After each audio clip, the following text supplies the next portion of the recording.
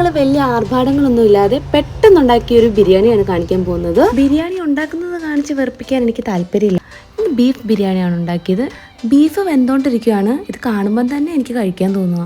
Actually ഇത് ഞാനല്ല ഉണ്ടാക്കിയത്, പക്ഷേ ബീഫ് കട്ട് ചെയ്തതിൻ്റെ ക്രെഡിറ്റ് എനിക്കാട്ടോ. ലീസ ചേച്ചിയാണ് ഉണ്ടാക്കിയത്, പക്ഷേ ഇവിടുത്തെ ടെസ്റ്റർ ഞാനാണ്. ഉപ്പ് നോക്കി ലാസ്റ്റ് ബീഫ് ഉണ്ടാവുമോയെന്നറിയില്ല. ഇനി അല്പം റെസ്റ്റ് ആകാം.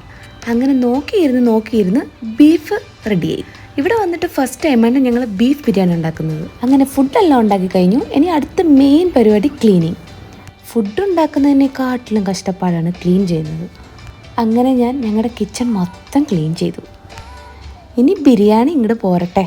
സാധാരണ നമ്മൾ ഉണ്ടാക്കുന്ന ബിരിയാണിയുടെ അത്രയും ഒന്നും നമ്മൾ സാധനങ്ങൾ ആഡ് ചെയ്തിട്ടില്ല. Cinnamon, bay leaf, cardamom, pepper, raisins, ഗ്രാമ്പു, ഇത്ര സാധനങ്ങളാണ് നമ്മൾ ആഡ് ചെയ്തിട്ടുള്ളത്. കഴിക്കാൻ തുടങ്ങിയപ്പോഴാണ് ഗൈസ് സാലഡ് ഉണ്ടാക്കിയില്ലെന്ന് ഓർത്തത്. പിന്നെ ഞങ്ങൾ പോയി സാലഡ് ഉണ്ടാക്കി. ഫ്രിഡ്ജിൽ നോക്കിയപ്പോൾ കേടില്ല. പിന്നെ ഞങ്ങൾ വിനേഗർ വെച്ച് അഡ്ജസ്റ്റ് ചെയ്തു.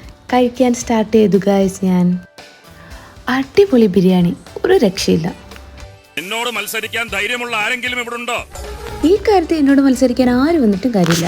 അയ്യോ ക്ഷീണിച്ചു. അങ്ങനെ ബിരിയാണി കഴിച്ചു കഴിഞ്ഞു. ഇനി ഒരു ഐസ്ക്രീം ആയാലോ? ബിരിയാണി കഴിച്ചു കഴിഞ്ഞാൽ ഒരു ഐസ്ക്രീം കഴിച്ചില്ലെങ്കിൽ മോശമല്ലേ? പിന്നെ ഞങ്ങൾ നേരെ വിട്ടു. കടയിൽ പോയി 3 ഐസ്ക്രീം വാങ്ങിച്ചു. ഒരു നേരത്തെ ആഹാരം ഇവന് നീ കൊടുക്കണമെന്ന് എന്നോട് പറഞ്ഞപ്പോ ഇത്രയും പ്രതീക്ഷിച്ചില്ല. 3 പെട്ടിയുടെ കാശ് ആ പട്ടിയിരുന്ന് വെട്ടി വിഴുങ്ങണത്. അങ്ങനെ ഐസ്ക്രീം കൂടെ കഴിച്ചപ്പോഴാണ് വയറ് നന്നായിട്ട് നിറഞ്ഞത്. നമുക്ക് അടുത്ത വീഡിയോയിൽ കാണാം. Tata, bye bye.